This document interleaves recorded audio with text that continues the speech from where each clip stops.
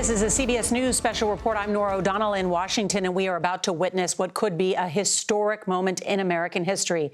After nearly 18 months, this very House committee investigating the January 6th assault on the Capitol is expected to vote to refer criminal charges against a former president to the Justice Department. And we are just moments away from this final public meeting of the committee, which will also vote to approve its final report and make recommendation in hopes of preventing another attack on American democracy. We know that the Justice Department has already begun its investigation into many of the same matters. They also recently appointed a special counsel, Jack Smith, to oversee that investigation. And this committee today hoping to capture the nation's attention one more time with today's meeting and the release of this final report and thousands of pages of documents. We've got our team here with us, including our chief political analyst, John Dickerson, and good to see everybody here to talk about this. And John, this is also in many ways, too, about accountability, correct? It's about accountability for the most powerful person in the American system, accountability for the president. And what these hearings have shown us is a 2-month effort, or maybe even a little longer, concerted effort by the most powerful person in the American system to destroy the central pillar of that system, a free and fair election. And it's told not by hearsay or anonymous sources, but inner circle members of the Trump team told under oath. So it's a story about the president. It's a story about the heroes who stopped him from doing this. And it's a story about the cowards who watched, knew they should do something, and stayed mum. You know, Robert, this is a congressional investigation of a scale we have not seen in decades. Thousands of pages, hundreds of thousands, hundreds of witnesses interviewed. How much of what will eventually be released on Wednesday be a roadmap to justice? A lot of it could be a roadmap for the Justice Department. The special counsel continues to issue subpoenas, conduct his own investigation, and there are ongoing grand juries about the scheme of alternate electors, about the broader January 6th story. But what you see from this congressional committee is a pile of transcripts, and those transcripts could provide clues to federal investigators as they make that prosecution decision about what else were people saying inside the White House, inside the presidential motorcade, about the president's conduct and the conduct of his allies. Nicole, you've covered these hearings so closely up on Capitol Hill. What will be new today? Well, I think if we get these referrals, that will be new. You know, since the onset of this panel some 18 months ago, that has been the primary question. Will this committee issue a criminal referral against the former president? And so who else could be referred? And that's another issue. I mean, I think it's possible we could see, for instance, John Eastman, who was the author of that controversial memo to overturn the election, potentially be implicated here. We know it's possible some members of Congress could be referred to the Ethics Committee for not complying with this committee and for ignoring subpoenas. So those will be a couple of threads to watch as we watch this business meeting. And Jeff, what about these specific charges that we note here that could be obstruction of an official proceeding, the incitement of an insurrection? How serious are those referrals that this committee is going to make to the Justice Department? Well, the referral is really just a formality. Some people call it a roadmap for the Justice Department, but really the Justice Department has its own roadmap. They have their own investigation going, and obviously some of these charges that they are considering, the DOJ, mirror some of the charges we're going to hear today from this committee. So, as you noted, the DOJ has its investigation moving forward. They will be watching what happens here today. And again, they want to get their hands on these transcripts, too, which could provide valuable evidence. Yeah, on that matter, Scott McFarland, these transcripts, we've seen a very well-produced, if you will, set of hearings by this committee, snippets of sound bites. But when you get the full transcript, there's even more information there. And we expect the release of those transcripts on Wednesday. The numbers are startling here, Norah. They had 1,000 interviews, and they collected more than 1 million pieces of paper. And there were some key witnesses who were part of this investigation. But I'll also note this. The Department of Justice is already busy. Norah, they've already prosecuted 930 people for the U.S. Capitol attack, some of whom were witnesses, some of whom we'll get transcripts for. But there are also, Norah, hundreds more arrests still expected.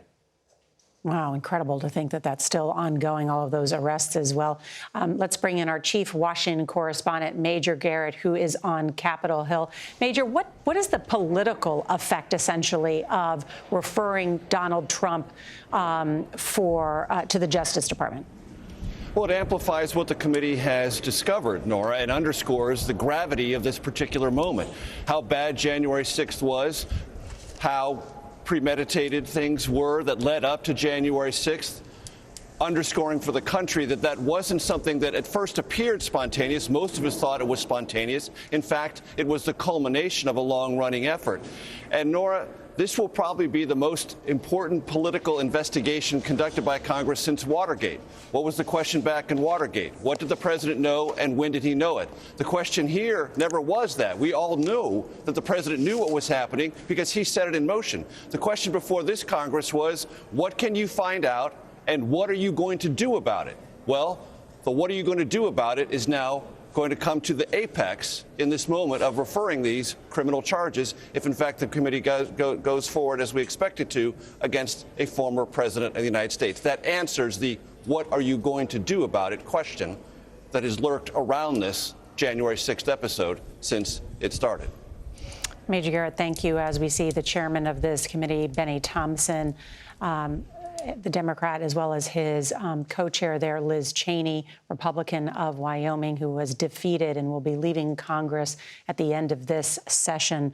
They are expected to speak, several of these members, as they lay out these final details from the report and summarize their investigation, which was more than 18 months in the making and exhaustive in nature. I'm pausing as I'm expecting the chairman to speak and give him his due and not to interrupt him at all. Well, he's waiting for you to finish. He's very keyed into you, Norah. He is extremely polite member as well, John. But there you go. That's the gavel, I think, that they're waiting for. Let's listen now to the chairman. A quorum being present, the Select Committee to investigate the January 6th attack on the United States Capitol will be in order. Without objection, the chair is authorized to declare the committee in recess at any point.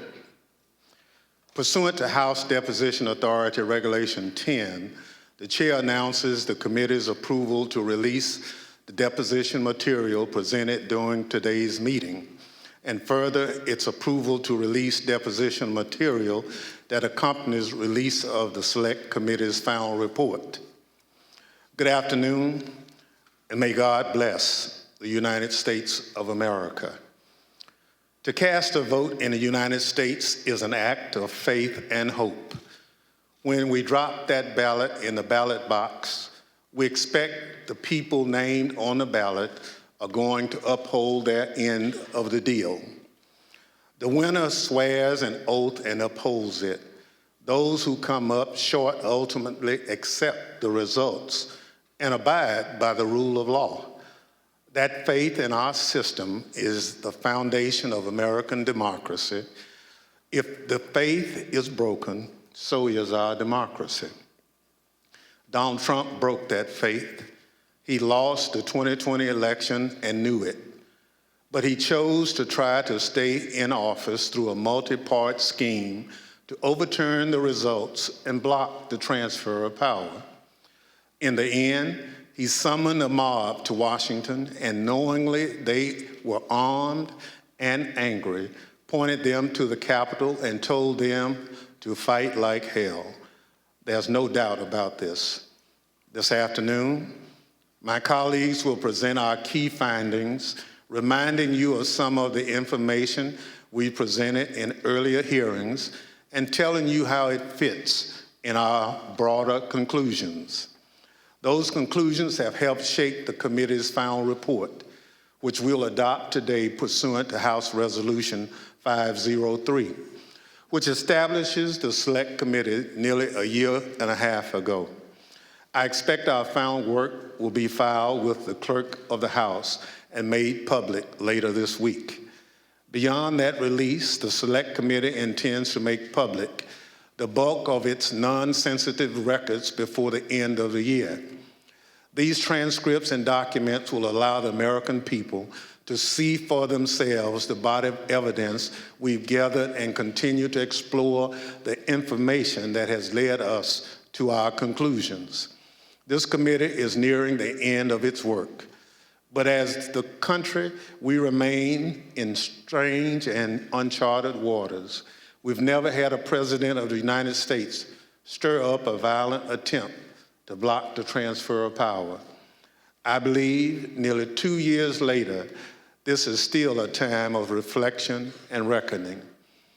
If we are to survive as a nation of laws and democracy, this can never happen again. How do we stop it? This committee will lay out a number of recommendations in its final report. But beyond any specific details and recommendations we present, there's one factor I believe is most important in preventing another January 6th, accountability. So today, beyond our findings, we will also show that evidence we've gathered points to further action beyond the power of this committee or the Congress to help ensure accountability under law.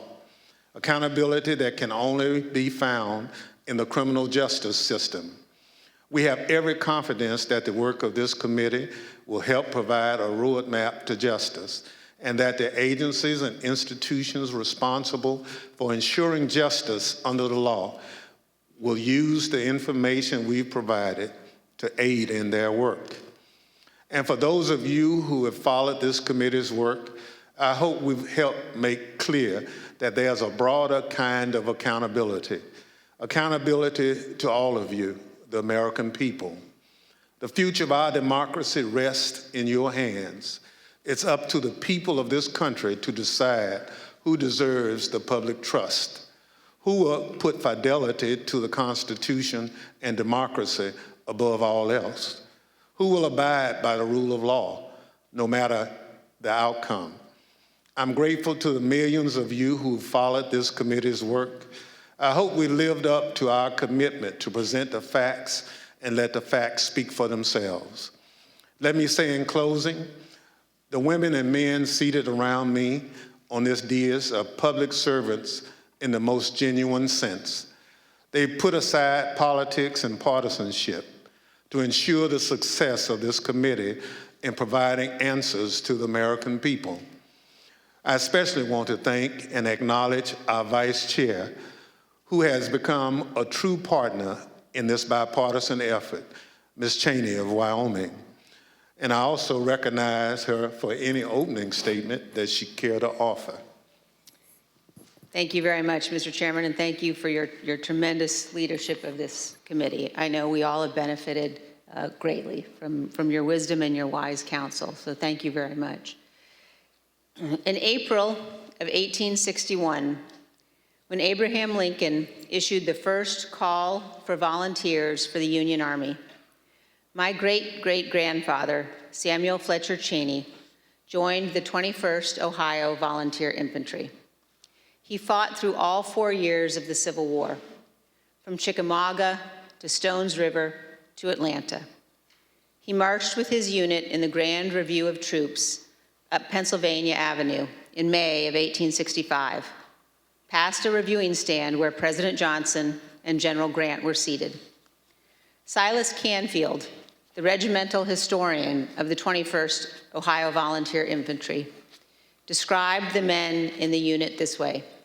He said they had a just appreciation of the value and advantage of free government and the necessity of defending and maintaining it. And they enlisted, prepared to accept all the necessary labors, fatigues, exposures, dangers, and even death for the unity of our nation and the perpetuity of our institutions. I have found myself thinking often, especially since January 6th, of my great-great-grandfather and all those in every generation who have sacrificed so much for the unity of our nation and the perpetuity of our institutions. At the heart of our republic is the guarantee of the peaceful transfer of power.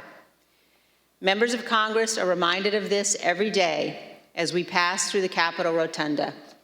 There, 8 magnificent paintings detail the earliest days of our republic. One, painted by John Trumbull, depicts the moment in 1793 when George Washington resigned his commission, handing control of the Continental Army back to Congress. Trumbull called this, quote, one of the highest moral lessons ever given the world. With this noble act, George Washington established the indispensable example of the peaceful transfer of power in our nation. Standing on the west front of the Capitol in 1981, President Ronald Reagan described it this way: the orderly transfer of authority as called for in the Constitution routinely takes place, as it has for almost 2 centuries, and few of us stop to think how unique we really are. In the eyes of many in the world, this every 4-year ceremony that we accept as normal is nothing less than a miracle. Every president in our history has defended this orderly transfer of authority, except one. January 6, 2021 was the first time one American president refused his constitutional duty to transfer power peacefully to the next. In our work over the last 18 months, the Select Committee has recognized our obligation to do everything we can to ensure this never happens again. At the beginning of our investigation, we understood that tens of millions of Americans had been persuaded by President Trump that the 2020 election was stolen by overwhelming fraud. And we also knew this was flatly false. We knew that dozens of state and federal judges had addressed and resolved all manner of allegations about the election. Our legal system functioned as it should, but our president would not accept the outcome. Among the most shameful of this committee's findings was that President Trump sat in the dining room off the Oval Office watching the violent riot at the Capitol on television. For hours, he would not issue a public statement instructing his supporters to disperse and leave the Capitol, despite urgent pleas from his White House staff and dozens of others to do so. Members of his family, his White House lawyers, virtually all those around him knew that this simple act was critical. For hours, he would not do it. During this time, law enforcement agents were attacked and seriously injured. The Capitol was invaded, the electoral count was halted, and the lives of those in the Capitol were put at risk. In addition to being unlawful, as described in our report, this was an utter moral failure and a clear dereliction of duty. Evidence of this can be seen in the testimony of President Trump's own White House counsel and several other White House witnesses. No man who would behave that way at that moment in time can ever serve in any position of authority in our nation again. He is unfit for any office. The committee recognizes that our work has only begun. It's only the initial step in addressing President Trump's effort to remain in office illegally. Prosecutors are considering the implications of the conduct that we describe in our report, as are citizens all across our nation. In 1761, John Adams wrote, "The very ground of our liberties is the freedom of elections." Faith in our elections and the rule of law is paramount to our republic. Election deniers, those who refuse to accept lawful election results, purposely attack the rule of law and the foundation of our country.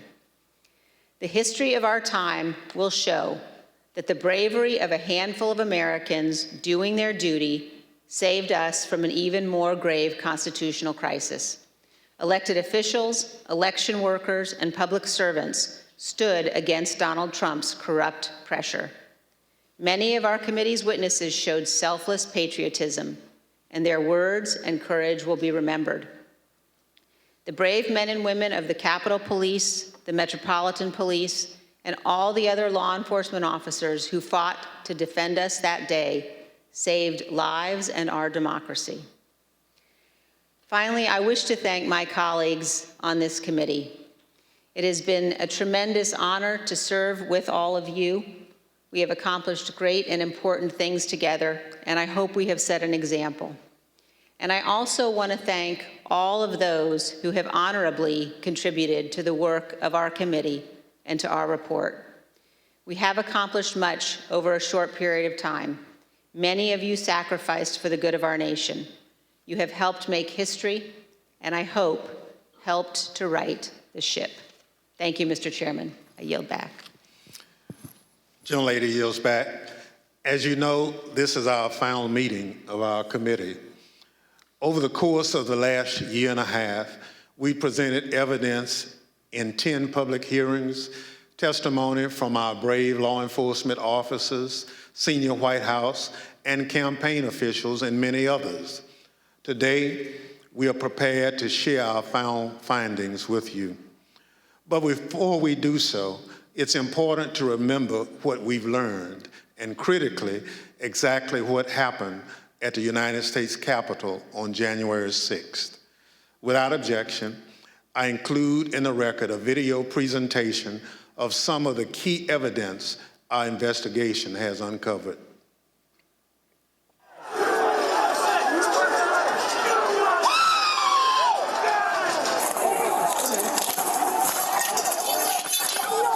There were officers on the ground. They were bleeding. They were throwing up. I mean, I saw friends with blood all over their faces. I was slipping in people's blood. As I was swarmed by a violent mob, they ripped off my badge. They grabbed and stripped me of my radio. They seized ammunition that was secured to my body. They began to beat me with their fists and with what felt like hard metal objects. The key thing to do is to claim victory. No, we won. Fuck you. Sorry, over. We won. Yeah. You're wrong. Fuck you. Right out of the box on election night, the president claimed that there was major fraud underway. I mean, this happened, as far as I could tell, before there was actually any potential of looking at evidence. I didn't think what was happening was necessarily honest or professional at that point in time. So that led to me stepping away. Generally discussed on that topic was whether the fraud, maladministration, abuse, or irregularities, if aggregated and read most favorably to the campaign, would that be outcome determinative? And I think everyone's assessment in the room, at least amongst the staff, Mark Short, myself, and Greg Jacob, was that it was not sufficient to be outcome determinative.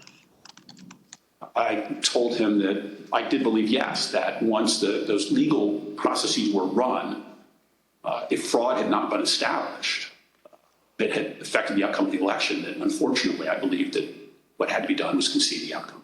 What were the chances of President Trump winning the election? After that point? Yes. None.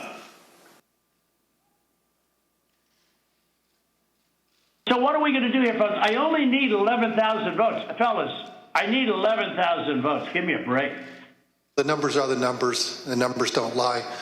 We had many allegations, and we investigated every single one of them. Did one of them make a comment that they didn't have evidence, but they had a lot of theories? That was Mr. Giuliani. And what exactly did he say, and how did that come up? My recollection, he said, we've got lots of theories, we just don't have the evidence. You're asking me to do something that's never been done in history, the history of the United States, and I'm going to put my state through that without sufficient proof? It's a tape earlier in the day of Ruby Freeman and Shay Freeman Morris and one other gentleman quite obviously surreptitiously passing around USB ports as if they're vials of heroin or cocaine. In one of the videos we just watched, Mr. Giuliani accused you and your mother of passing some sort of USB drive to each other. What was your mom actually handing you on that video? A ginger mint. Do you know how it feels to have the President of the United States to target you? The President of the United States is supposed to represent every American, not to target one. I made it clear I did not agree with the idea of saying the election was stolen and putting out this stuff, which I told the president was bullshit. He wanted to talk about that he thought the election had been stolen or was corrupt and that there was widespread fraud. And I had told him that Our reviews had not shown that to be the case. And I said something to the effect of, sir, we've done dozens of investigations, hundreds of interviews.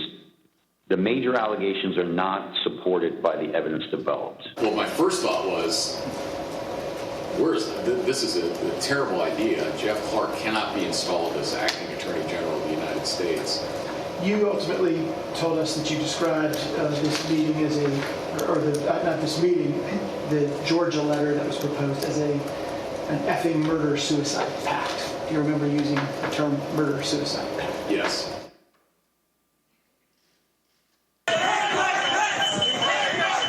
Was it your impression that the Vice President had directly conveyed his position on these issues to the President, not just to the world through a Dear Colleague letter, but directly to President Trump? Many times. My view was that the Vice President didn't have the legal authority to do anything except what he did. And I said, hold on a second, I want to understand what you're saying. You're saying that you believe the Vice President, acting as President of the Senate, can be the sole decision maker as to, under your theory, who becomes the next President of the United States?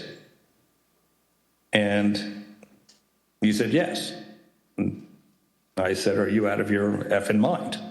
The president was, all the attention was on what Mike would do or what Mike wouldn't do. There's a telephone conversation between the president and the vice president, is that correct? Yes. The conversation was pretty heated. Apologize for being impolite, but do you remember what she said her father called him? The P word. It was clear that it was escalating and escalating quickly. So then when that tweet, the Mike Pence tweet, was sent out, I remember us saying that was the last thing that needed to be tweeted at that moment. It felt like he was pouring gasoline on the fire by tweeting that. They've gained access to the second floor, and I've got public about 5 feet from me down here below. Okay, copy. They are on the second floor, moving in now. We may want to consider getting out and leaving now. Copy. The members of the VP detail at this time were starting to fear for their own lives. There were calls to say goodbye to family members, so on and so forth. Approximately 40 feet. That's all there was. 40 feet between the Vice President and the mob. Donald Trump and his allies and supporters are a clear and present danger to American democracy.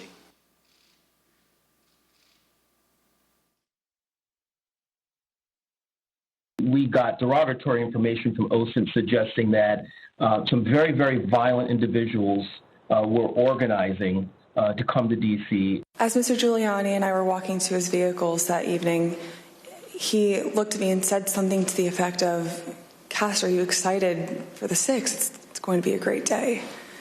I remember looking at him and saying, Rudy, could you explain what's happening on the 6th?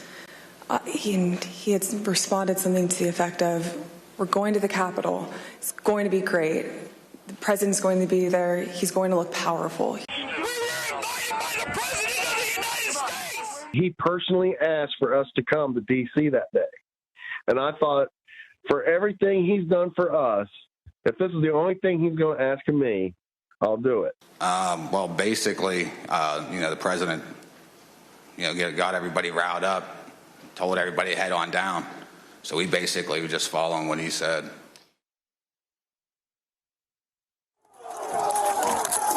We lost the line! We lost the line! Within 15 minutes of leaving the stage, President Trump knew that the Capitol was besieged and under attack. So are you aware of any phone call by the President of the United States to the Secretary of Defense that day? Not that I'm aware of, no. Are you aware of any phone call by the President of the United States to the Attorney General of the United States that day? No. Are you aware of any phone call by the President of the United States to the Secretary of Homeland Security that day? I'm not aware of that, no. Did you ever hear the President ask for the National Guard? Did you ever hear the President ask for law enforcement response? No. You got an assault going on the Capitol of the United States of America. And there's nothing call? Nothing, zero. I remember Pat saying something to the effect of, Mark, we need to do something more. They're literally calling for the vice president to be effing hung. And Mark had responded something to the effect of, you heard him, Pat. He thinks Mike deserves it. He doesn't think they're doing anything wrong. You on the staff did not want people to leave the Capitol. On the staff? In the White House. I can't think of anybody, you know, on that day who didn't want people to get out of the Capitol once, particularly once the violence started. No, I mean.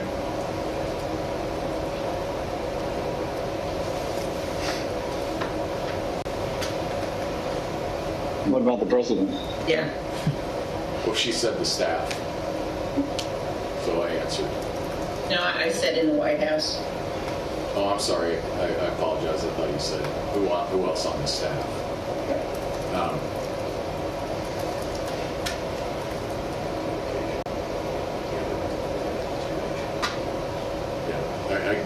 I can't reveal communications, but obviously I think, you know,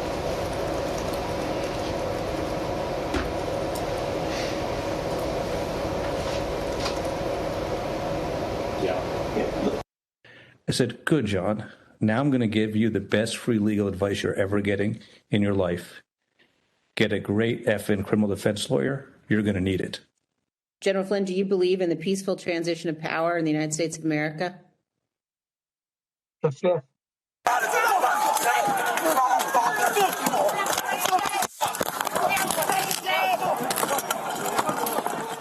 Another officer unconscious.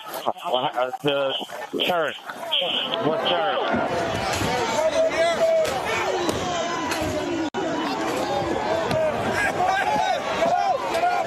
I don't want to say the election's over. I just want to say Congress has certified the results without saying the election's over, okay?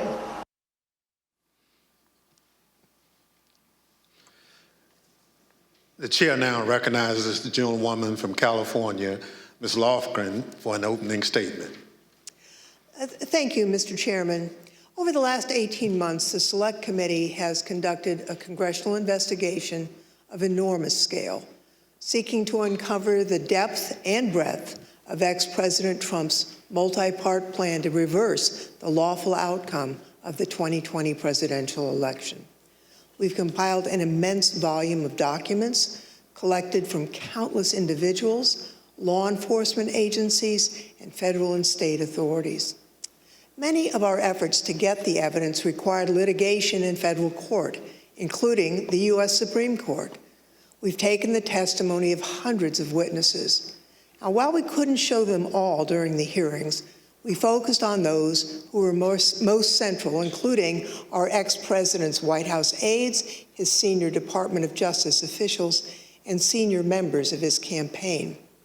Based on this assembled evidence, the Select Committee has reached a series of specific findings.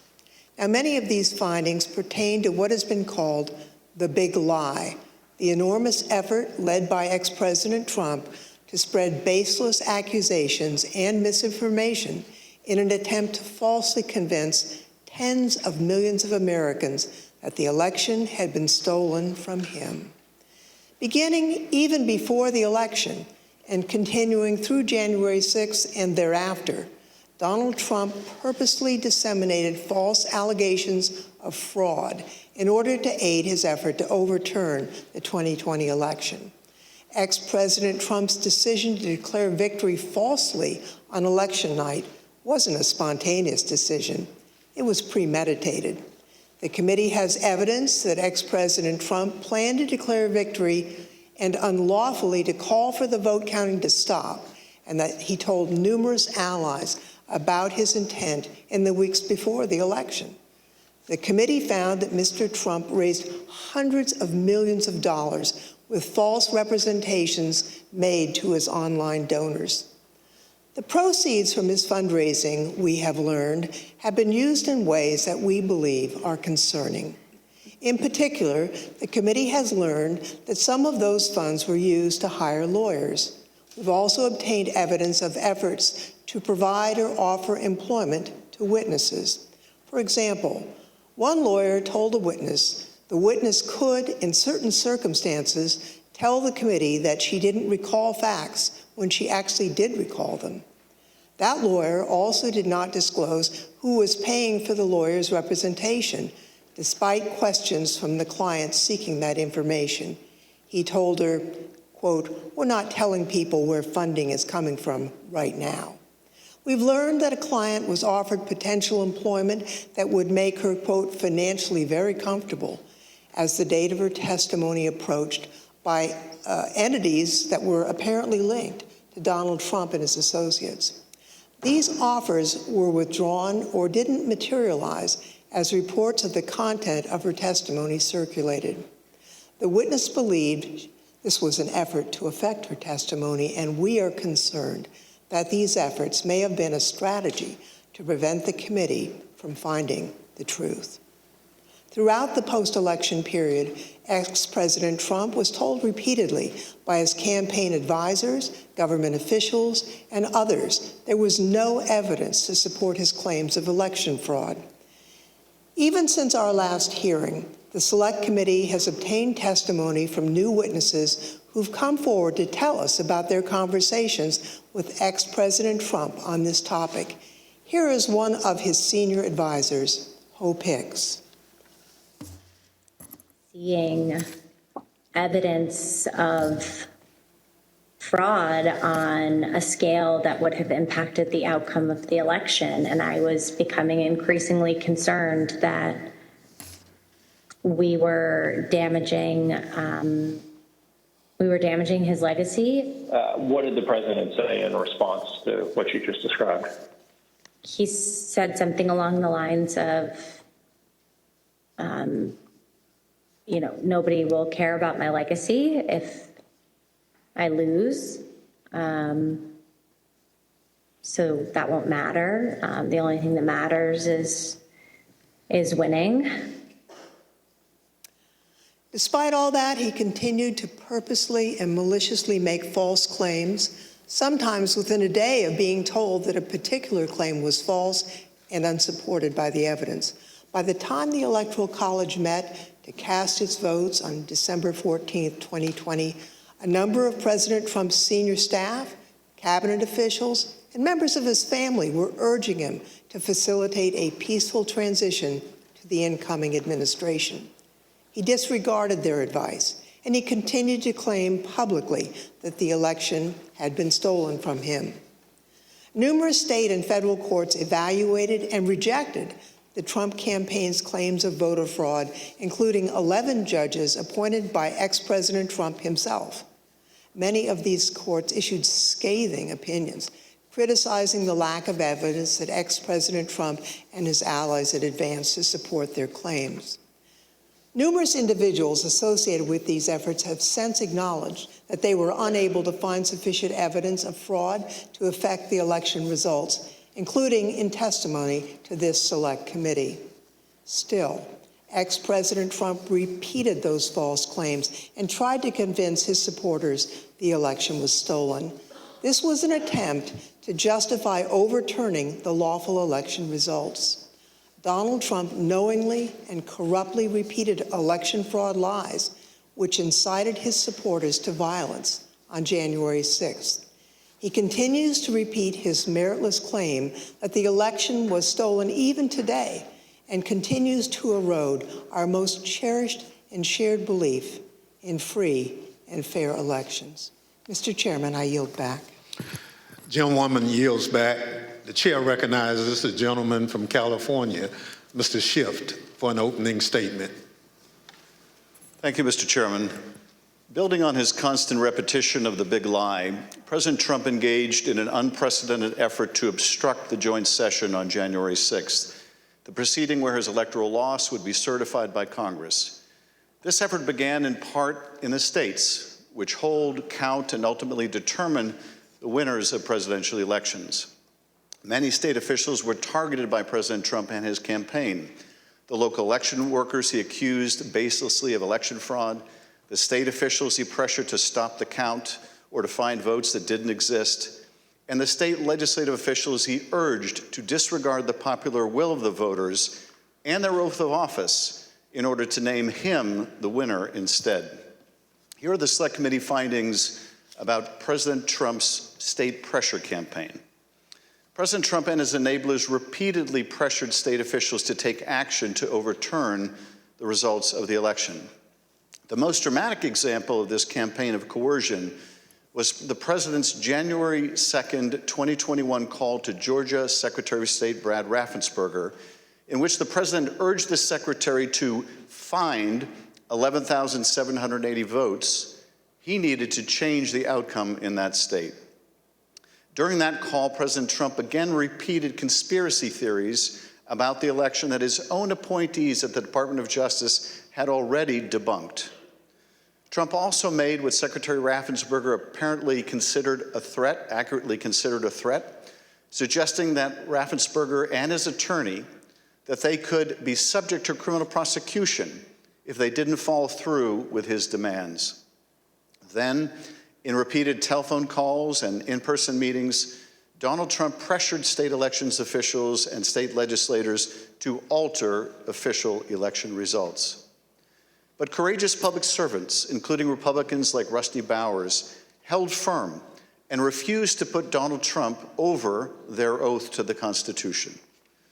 When Donald Trump's pressure campaign did not achieve the results he wanted, he oversaw an effort to obtain and transmit false electoral college ballots to Congress and the National Archives. The false ballots were created by fake Republican electors on December 14th. At the same time, the actual certified electors in those states were meeting to cast their votes for President Biden. By that point in time, election-related litigation was over in all or nearly all of these states, and Trump campaign election lawyers realized that the fake slates were unjustifiable on any grounds and may be unlawful. In spite of these concerns and the concerns of individuals in the White House counsel's office, President Trump and others proceeded with this plan.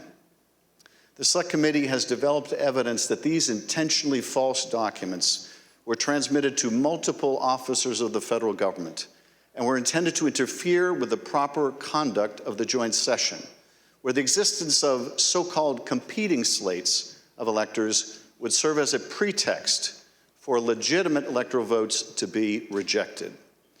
President Trump repeatedly attacked state and local officials who refused to do his bidding, as well as local elections workers who he baselessly accused of fraud. As Ruby Freeman and the testimony of other elections officials so powerfully demonstrated, the people who drew President Trump's ire or were the subject of his lies faced real-world consequences, including public harassment and death threats. Some of these elections workers and officials have been forced to leave their homes. Others have been forced to leave the jobs they loved. Take a listen to Ms. Freeman's story. Now I won't even introduce myself by my name anymore. I get nervous when I bump into someone I know in the grocery store who says my name. I'm worried about who's listening. I get nervous when I have to give my name for food orders. I'm always concerned of who's around me. I've lost my name and I've lost my reputation. The treatment of Ms. Freeman and her daughter Shay Moss and so many others around the country was callous, inhuman, inexcusable, and dangerous. And those responsible should be held accountable. Mr. Chairman, I yield back. Gentleman yields back. The chair recognizes the gentleman from Illinois, Mr. Kinzinger, for an opening statement. Thank you, Mr. Chairman. Certainly one of the many important components of our federal government is the Department of Justice. It's the body that it's responsible for enforcing our laws and investigating criminal wrongdoing. For this reason, it's of the utmost importance that our Department of Justice operates as a fair and neutral body that enforces our federal laws without fear or without favor. It is this critical function that President Trump sought to corrupt, as he sought to use the Department of Justice to investigate and prosecute purported election fraud and to help him convince the public that the election was stolen. The Select Committee has made the following findings with respect to the Department of Justice. In the weeks immediately following the 2020 election, Attorney General Bill Barr advised President Trump that the Department of Justice had not seen any evidence to support Trump's theory that the election was stolen by fraud. No evidence. Over the course of the 3 meetings in this post-election period, Attorney General Barr assured President Trump that the Justice Department was properly investigating claims of election fraud. He debunked numerous election fraud claims, many of which the president would then go on to repeat publicly. And he made clear that President Trump was doing, quote, a great disservice to the country by pursuing them. After Attorney General Barr's resignation, President Trump requested that the acting leadership of the department, Jeffrey Rosen and Richard Donahue, quote, just say the election was corrupt and leave the rest to me and the Republican congressman.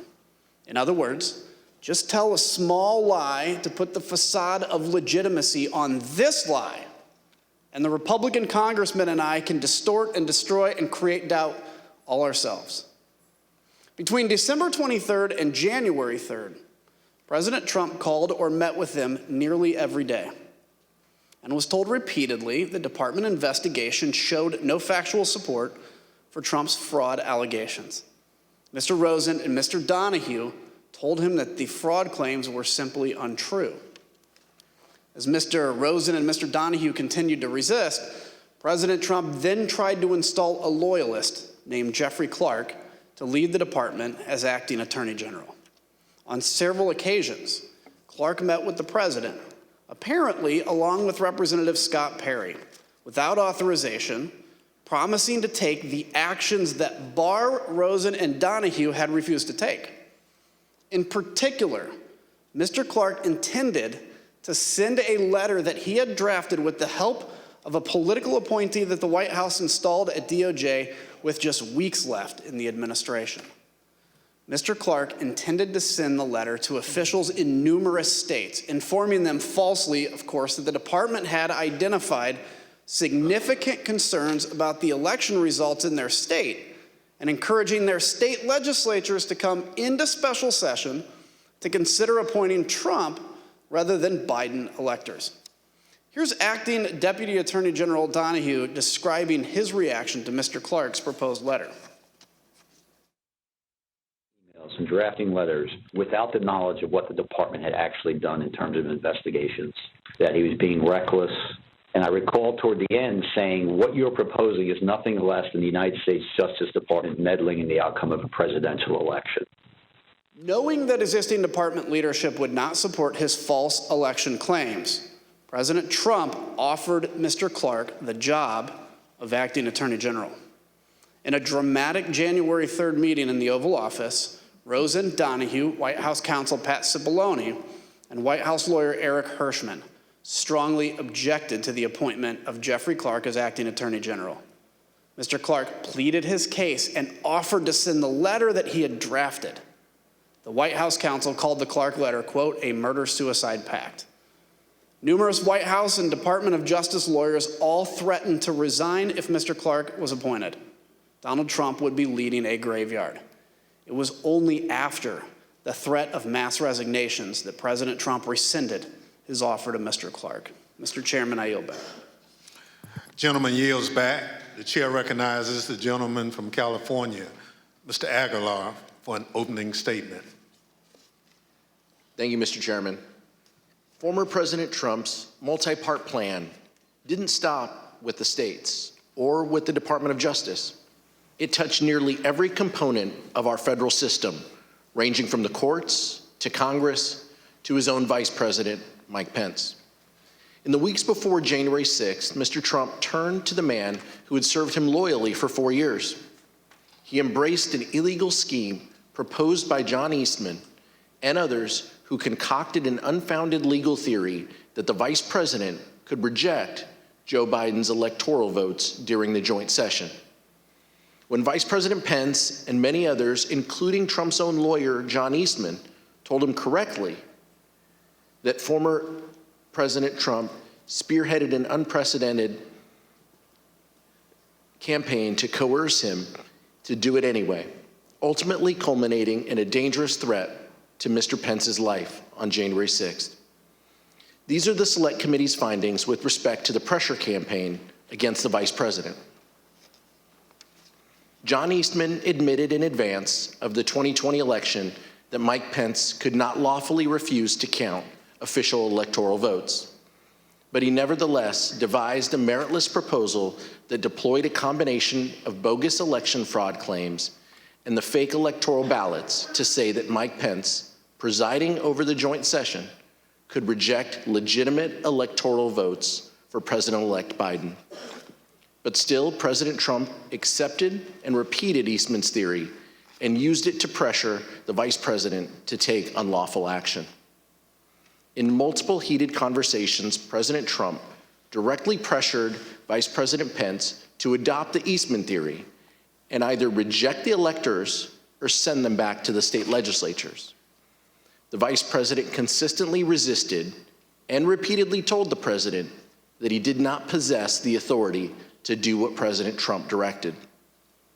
This culminated in an angry phone call on the morning of January 6th between President Trump and Vice President Pence, during which the former president repeatedly berated Mr. Pence by cursing and leveling threats. White House staffer Nick Luna was one of the many witnesses who heard the call as it happened. Take a listen at Mr. Luna's testimony. Did you hear any part of the phone call, even if just the end that the president was speaking from? I did, yes. All right, and what did you hear? So as I was dropping off the note, I remember hearing the word wimp. Either he called him a wimp.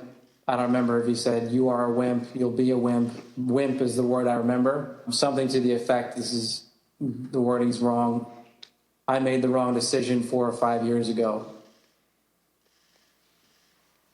In the face of the vice president's resistance, the former president and others exerted both private and public pressure to change his mind. In his speech on the Ellipse on the afternoon of January 6th, former President Trump told the crowd that Vice President Pence needed the courage to do what he has to do. Once the riot began, President Trump deliberately chose to issue a tweet attacking Mr. Pence, knowing that the crowd had already grown violent. Almost immediately thereafter, the crowd around the Capitol surged, and between 2:30 and 2:35 p.m., the Metropolitan Police line on the west front of the Capitol broke. This was the first time in MPD history that a line like this had broken. Rioters at the Capitol were heard chanting, "Hang Mike Pence," through the afternoon. As a result of this unrest, Vice President Pence was forced to flee to a secure location where he actively coordinated with law enforcement and other governmental officials to address the ongoing violence. Mr. Chairman, I yield back. Gentleman yields back. The chair recognizes the gentlewoman from Florida, Ms. Murphy, for an opening statement. Thank you, Mr. Chairman. Ultimately, President Trump did not succeed in bending state and federal officials to his will. At every turn, state officials, the Department of Justice, Mike Pence, and many others stood up for the rule of law and resisted the president's wishes. In that way, our American institutions held after the 2020 election. But that did not stop President Trump. Instead, he turned to his supporters, those who believed his lies about a stolen election.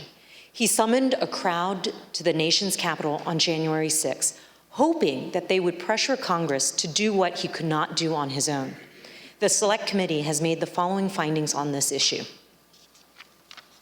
2 years ago today, in the early morning hours of December 19th, Donald Trump sent a tweet urging his supporters to travel to Washington for a protest on January 6th. "Be there, we'll be wild," he tweeted. Between December 19th and January 6th, the president repeatedly encouraged his supporters to come to Washington.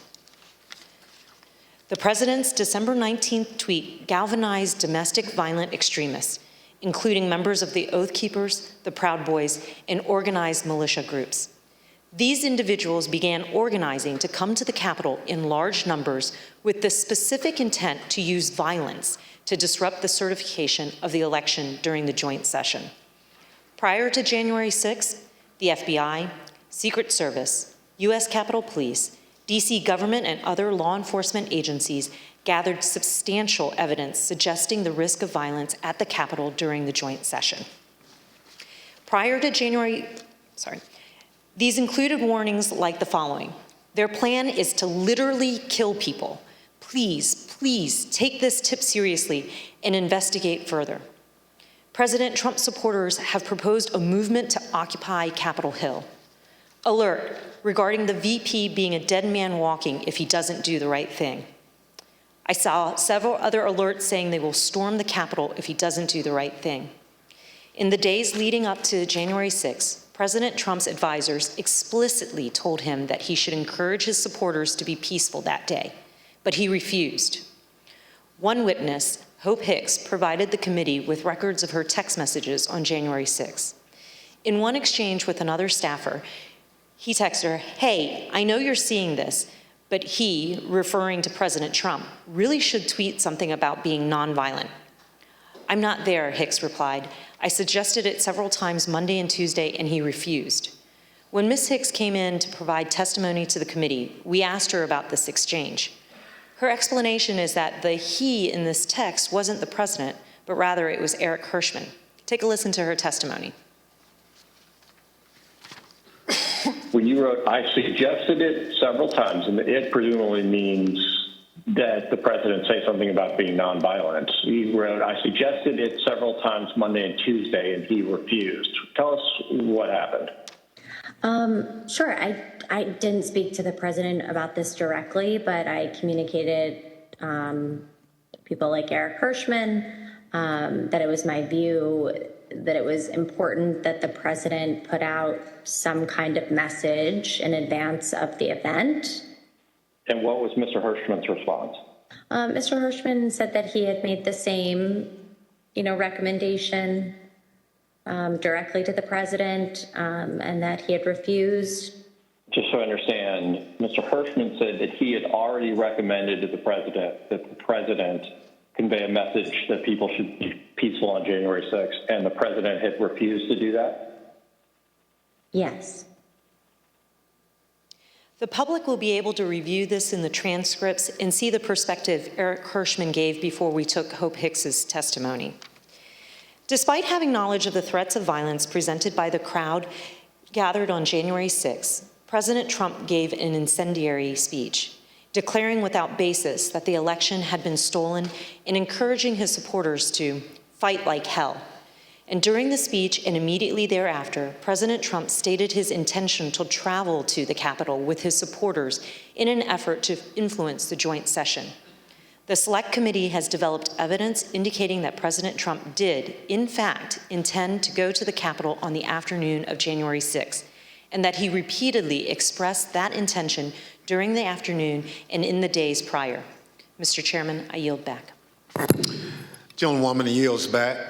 The chair recognizes the gentlewoman from Virginia, Mrs. Luria, for an opening statement.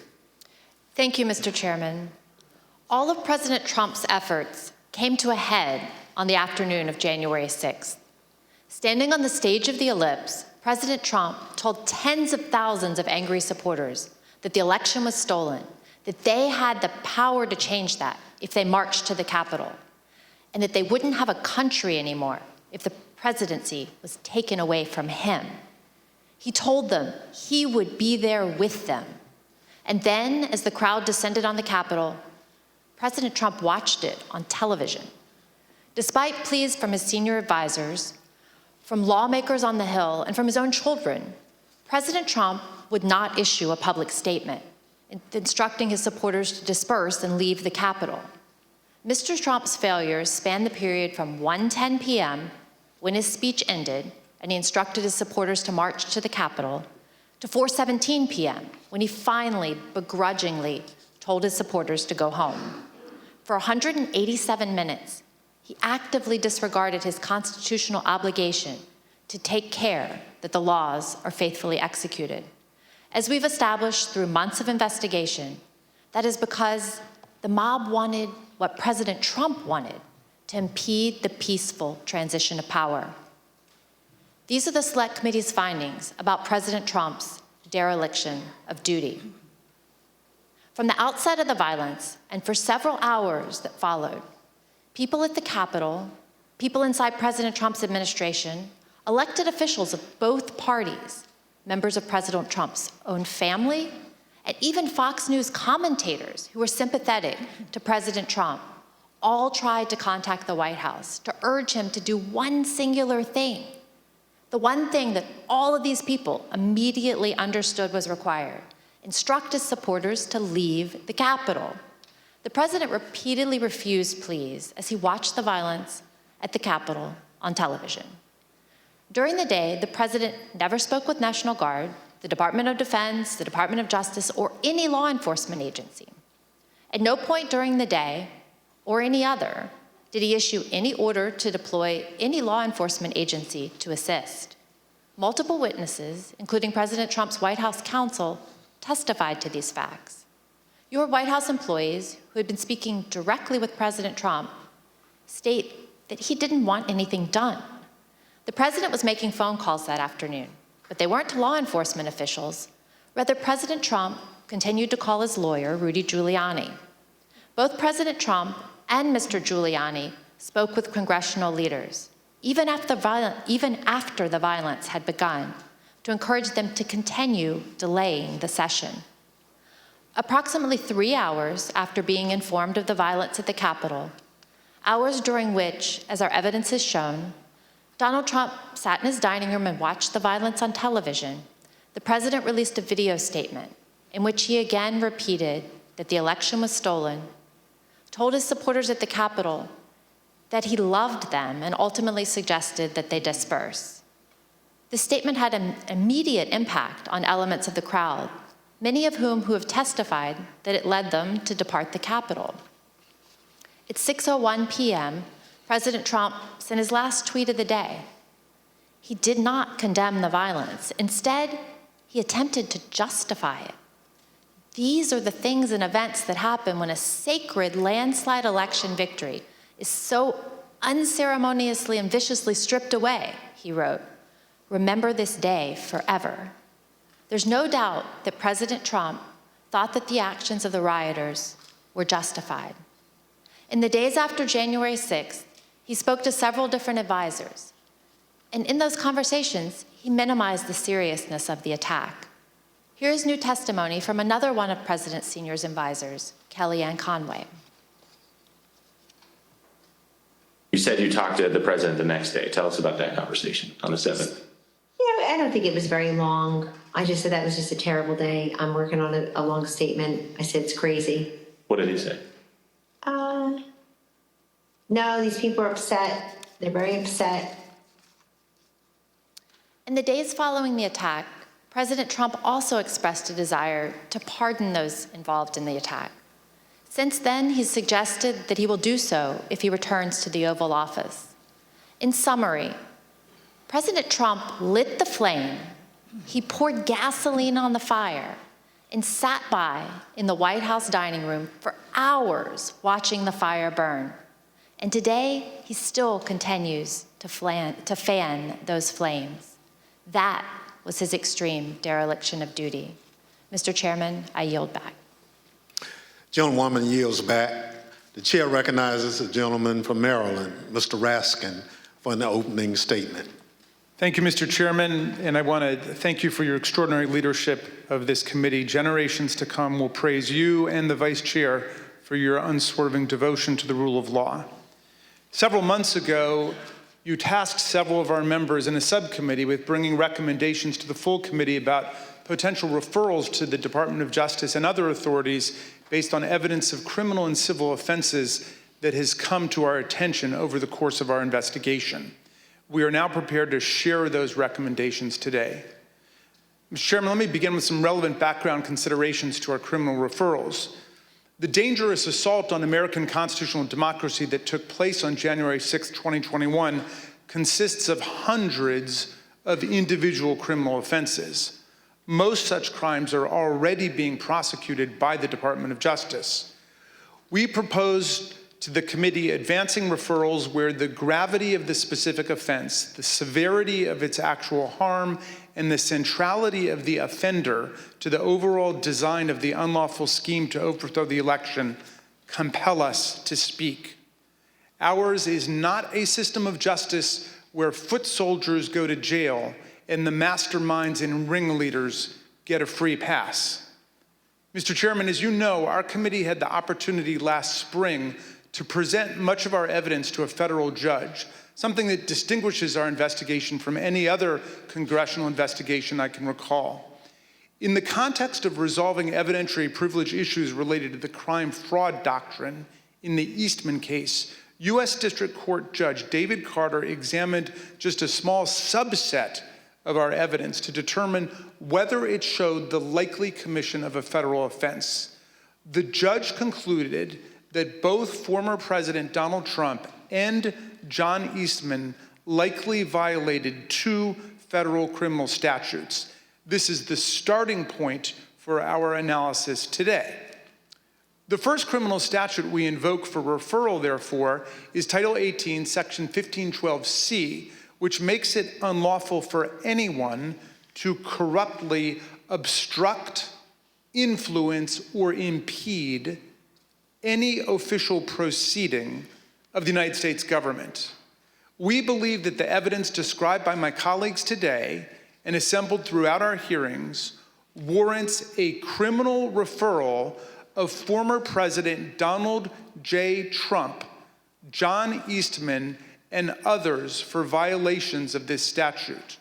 The whole purpose and obvious effect of Trump's scheme were to obstruct, influence, and impede this official proceeding, the central moment for the lawful transfer of power in the United States. Second, we believe that there is more than sufficient evidence to refer former President Donald J. Trump, John Eastman, and others for violating Title 18, Section 371. This statute makes it a crime to conspire to defraud the United States. In other words, to make an agreement to impair, obstruct, or defeat the lawful functions of the United States government by deceitful or dishonest means. Former President Trump did not engage in a plan to defraud the United States acting alone. He entered into agreements, formal and informal, with several other individuals who assisted him with his criminal objectives. Our report describes in detail the actions of numerous co-conspirators who agreed with and participated in Trump's plan to impair, obstruct, and defeat the certification of President Biden's electoral victory. That said, the subcommittee does not attempt to determine all of the potential participants in this conspiracy, as our understanding of the role of many individuals may be incomplete even today because they refuse to answer our questions. We trust that the Department of Justice will be able to form a far more complete picture through its own investigation. Third, we make a referral based on Title 18, Section 1001, which makes it unlawful to knowingly and willfully make materially false statements to the federal government. The evidence clearly suggests that President Trump conspired with others to submit slates of fake electors to Congress and the National Archives. We believe that this evidence we set forth in our report is more than sufficient for a criminal referral of former President Donald J. Trump and others in connection with this offense. As before, we don't try to determine all of the participants in this conspiracy, many of whom refuse to answer our questions while under oath. We trust that the Department of Justice will be able to form a more complete picture through its own investigation. The fourth and final statute we invoke for referral is Title 18, Section 2383. The statute applies to anyone who incites, assists, or engages in insurrection against the United States of America and anyone who gives aid or comfort to an insurrection. An insurrection is a rebellion against the authority of the United States.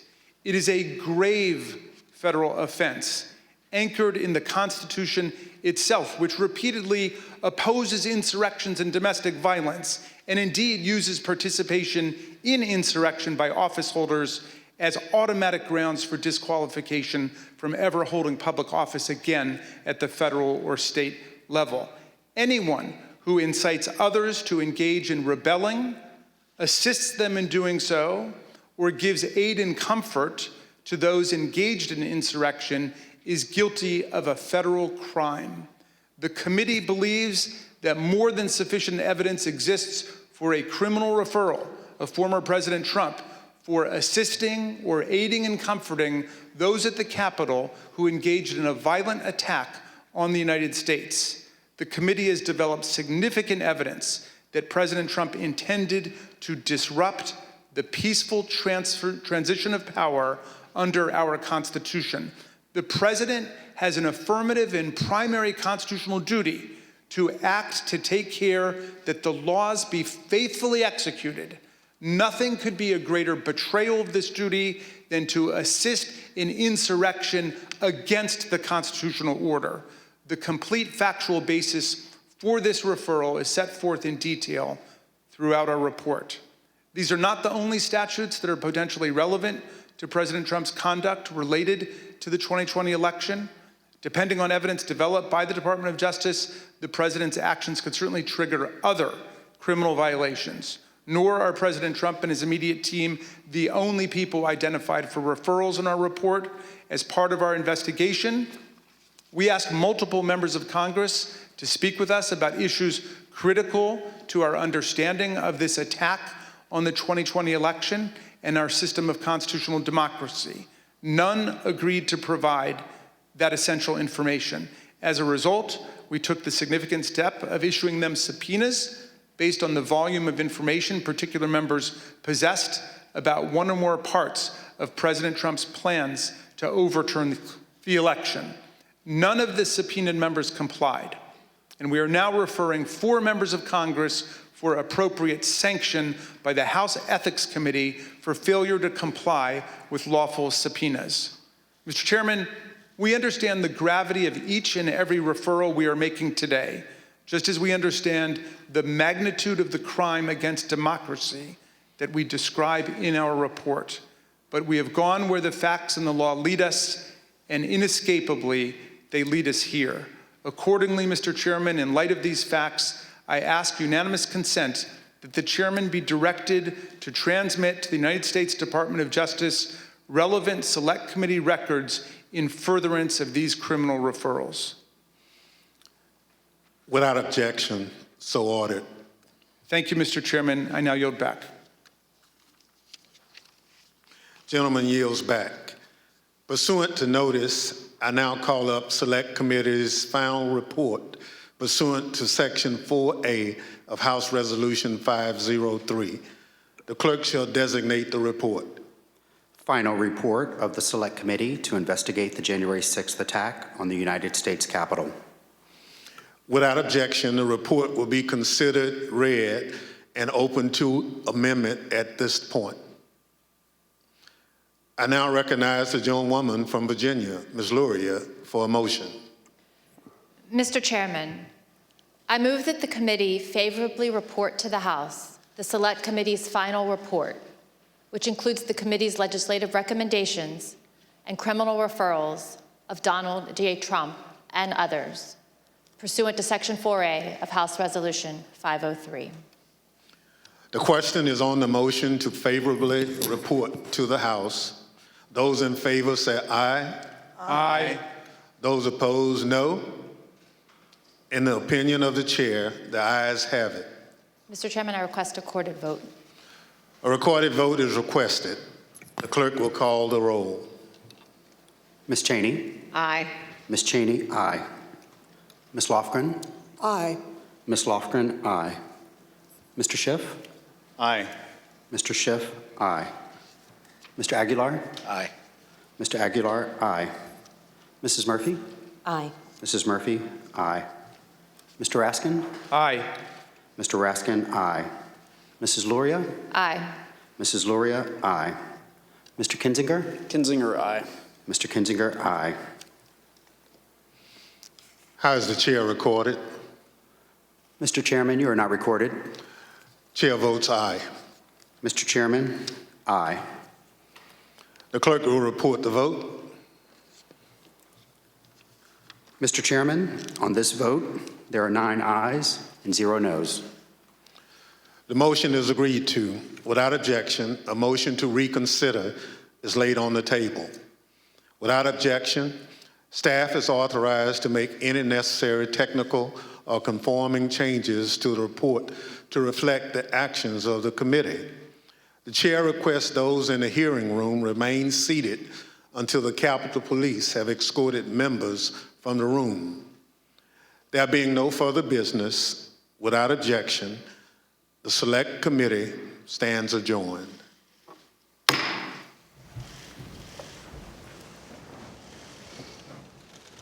Well, there you have it. After more than a year and a half and 10 public hearings by the January 6th committee, today they are making criminal and ethics referrals, recommending accountability for not only the President of the United States, but ethics investigations into several members of Congress. Want to bring on our panel, John Dickerson.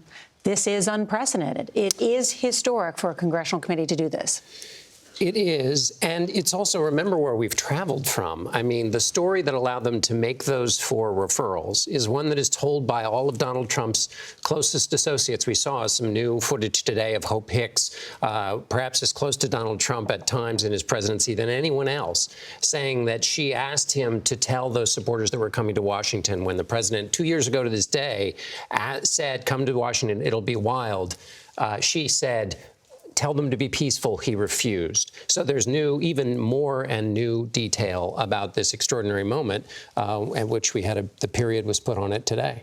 We've known this, Robert, but again, the premeditation that was involved. They've laid that out throughout these hearings. They repeated it again today. Then what they called the shameful actions of the President of the United States. While our United States Capitol was being violently attacked, the President sitting there in his dining room, watching it. We've known members of Congress urged him, as well as staff, to call in to try and stop it. He didn't do that. And then more today about what happened after the president knew these were lies, and he knew that he had lost the election. And the question is, Norah, who's listening? Are Republicans across the country watching this? When you think about Richard Nixon in 1974, Republican senators went to him, like Senator Barry Goldwater, a conservative, and said, sir, it's time to go. You've lost support. Trump still has support inside this Republican Party. He's now again a federal candidate running again for the White House. No one has yet jumped into the race to run against Trump for the nomination in 2024. What I will be watching in the coming days, does Congresswoman Liz Cheney decide to run for that GOP nomination and contest Trump not only through this committee, but to his face, perhaps on a debate stage? And the likelihood that Liz Cheney will announce that she's running for president is? She's leaning into it. Yes, and she still has plenty of money left in her campaign account in order to do that. And today, those remarks that she gave were not in prepared remarks that sounded like the beginning of a presidential speech. Indeed. Nicole, you cover the Hill so closely. What stood out to you today?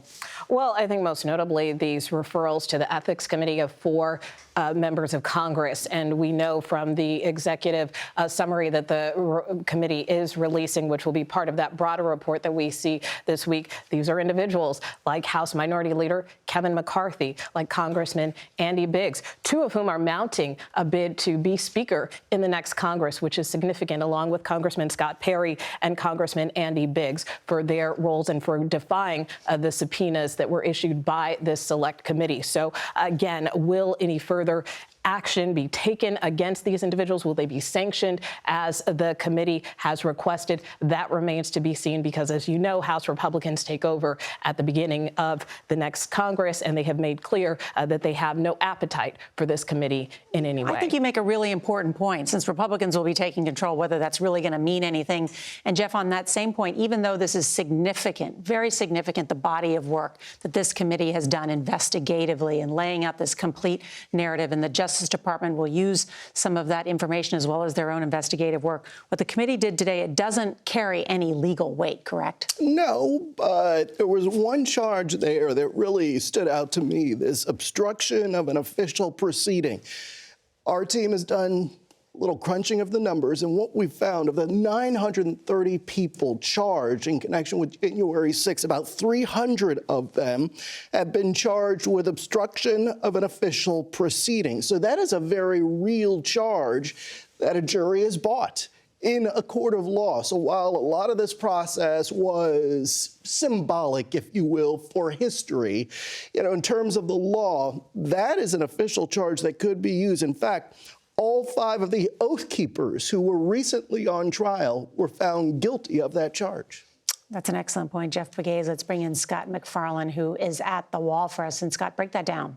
Yeah, 930 federal defendants so far in the U.S. Capitol attack. Nearly a third have been charged with obstruction of an official proceeding. But something else jumped out to me, Norah.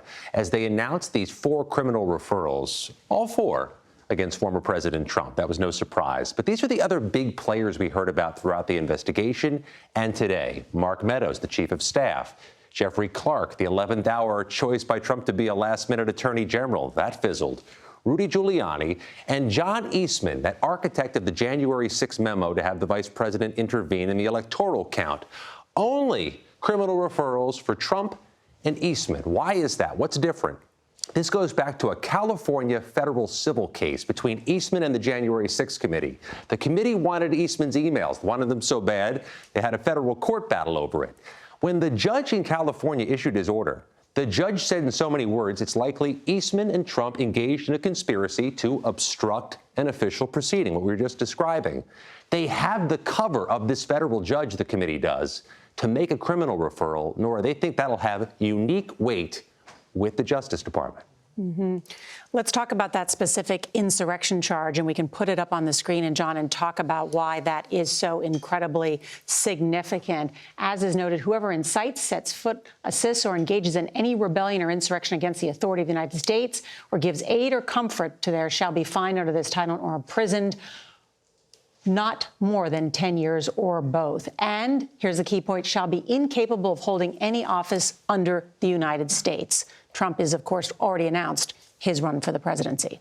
He has. I mean, so what's interesting about that is what we've seen in the testimony, and again, Hope Hicks's testimony today, is show that he was inciting, he was creating the conditions for this moment in all kinds of different ways. It wasn't just what happened on that day, it was what was leading up to it. We've also had testimony in these hearings that he knew they were armed and not being led into his rally, and he said, no, bring them in. So this idea of pouring gasoline on the fire, that leads right to the insurrection. But in the political question, the question is whether Republicans who fall into 3 categories. Either there are those Republicans who think the insurrection was just a practice and it's just a shame it didn't go better. There are those who just think of it as a small, mild irritation, not even as bad as maybe supporting the wrong kind of person in a primary. And then the Republicans who actually are in a very small group who say, no, this was a bad thing. What do those people do now? What's their verdict on this episode in American life among this? When Judge Luttig said this is a clear and present danger, that's what he meant. Do you look at this and think it is a bad thing, or do you brush it aside because it just happens to be your political team? That's the other large political question that's out there. Let's bring in Major Garrett, who is our chief Washington correspondent. On that point, didn't we just an election tell us what the voters thought about it in some ways? The election did, Nora, give us a verdict on what is the orientation that people who seek public office should have to a close election or an election they're unhappy with. You accept defeat and you concede. More often than not, that's what happened. And those who, for a while or continuously waved the election denial banner, they lost in conspicuous statewide races across the country. That was one of many verdicts from the midterm election, and it is not in any way, shape, or form removed from what the body of evidence this committee has presented to the country for a full year. One other quick point, Nora. Jamie Raskin said, the evidence we have put together, meaning speaking for the committee, is inescapable, that we must refer these 4 charges against former President Trump. That language is very important to the Justice Department. It's not just a recommendation. Jamie Raskin said on behalf of the committee, this is inescapable evidence, and that for justice to work in this country, Foot soldiers in an insurrection cannot be the only ones prosecuted. The masterminds and ringleaders must also be prosecuted to make justice real. That is a powerful statement from this committee to a very closely observant Justice Department. It's an excellent point, Major. You know, one other interesting thing that we learned a bit more detail on today was the question about tampering with witnesses. That was one of these unanswered questions from some of the public hearings that we've had. And then Robert Zolofgren on the committee saying today they have continued evidence that a lawyer who was being paid by some of these funds may have enticed one of the witnesses with a job offering. The investigators on this committee are in the same position as so many reporters. We're asking the question, what don't we still know about what happened before and after January 6th? The committee alluded to the fact that they believe some witnesses were corralled in a certain direction by forces unknown, perhaps people in former President Trump's orbit. And we learned here at CBS News over the weekend, we got the full Michael Flynn deposition, that he pled the Fifth, invoked it repeatedly throughout his deposition, his right against self-incrimination. And that shows us some of the key players like Michael Flynn, like some of these witnesses, they didn't provide any story to this committee. There's a lot more of this story still to be told and still to be reported. Yeah, I want to bring in Nicole. And so, you know, we've talked about here this committee believes that this work is so incredibly important in not only uncovering the truth, the historical record, but also demanding accountability. What about the effort by members of Congress with this Electoral Count Act, Reform Act? Well, that is one of the legislative proposals coming out of this, and hopefully, perhaps we will see action before this Congress is up on that very point. You know, this is legislation that would essentially clarify the role of the vice president, clarify the role of Congress in terms of certifying the results of the election. Right now, there is the hope or anticipation that it will be attached to a funding bill, that we are still awaiting that text, but obviously this would be significant if Congress could get it through. Let's take a quick listen in to Congressman Jamie Raskin, who's speaking with reporters on the Hill. Read the report, you will see that there are a number of other people named, and of course that's ultimately going to be up to the Department of Justice. So will we have, when you guys say Trump, Eastman, and others, will you guys be filling in the blank of others? No, the others are all contained in our report, and that's a judgment that's going to have to be made by the Department of Justice about whether they have sufficient evidence and probable cause in their case in order to bring charges. We wanted to proceed in such a way that we could all feel certain that these were people where evidence exists that they engaged in criminal offenses against the country. How quickly do you expect? Sorry. What do you see as the legacy of your committee's work? Oh, geez. Well, our committee is now, I think we've just had our last meeting 5 minutes ago, so I don't know what our legacy is going to be. I hope that our legacy will be an unswerving devotion to the facts, the rule of law, and the Constitution. We were charged with dealing an event that is radically unique in American history. Nobody before, much less a president, had ever come so close to overthrowing a presidential election and bypassing the Constitution. That's what we were dealing with. So our greatest legacy and our most enduring legacy would be one that is certified by time, which is that we never encounter anything like this again, and that we keep the progress of American democracy moving. Representative Raskin, Congressman Jamie Raskin there up on Capitol Hill. I want to talk about that, what happens next, because I think that's what people are interested in. And just recap for people, too. Not only did the committee in its investigation allege that this was a premeditated attack on the Capitol, but once the attack was ongoing, that the president did nothing. He never phoned the Secretary of Defense. He never phoned the Attorney General for help. He never phoned the head of the Department of Homeland Security. And as General Milley, who's the chairman of the Joint Chiefs of Staff, said, there was an assault on the Capitol and the commander-in-chief does nothing. That just sort of feels like this grave moment that the commander-in-chief was either impotent or didn't want to act. And as Raskin said in the hearing there, he said the president has an affirmative duty to do these things. In other words, he actually should be rushing to do something. And the only person who was trying to do that from the executive branch of authority was Mike Pence over there being threatened. And while Mike Pence is trying to get authorities on the line and he's being threatened, the president spends his energy making the threats more acute on Mike Pence. And so that is really at the center of his failure after this got going. So in terms of what happens next in the Department of Justice, how quickly will this special counsel act? Do we have any guidance? Oh, he's acting already, even though he's still overseas. He's working from overseas, sending out these subpoenas, or at least his team is, with his approval. So these investigations, the special counsel investigations, they're underway, well underway. And it's my understanding, too, that the Attorney General, Merrick Garland, who, of course, was appointed by President Biden, but the Justice Department is independent, he does not have to sign off on anything that the special counsel does. Is that correct?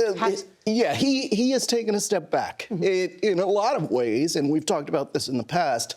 We talked about the pressure that the AG was under to move forward on this case, even from some of the Biden administration supporters. And so the special counsel, he takes over now. And he has said when he was appointed, we're going to keep going on this, we're going to move forward.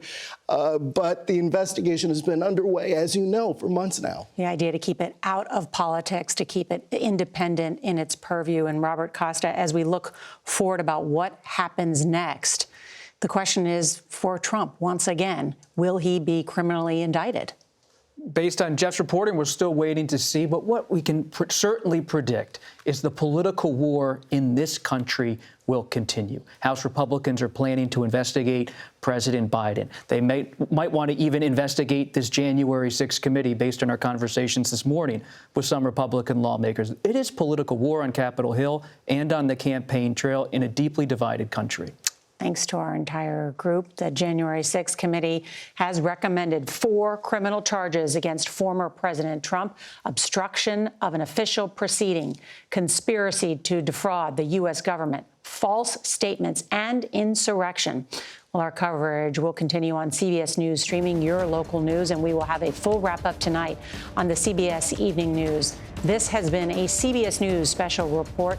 I'm Norah O'Donnell, along with our team here in Washington.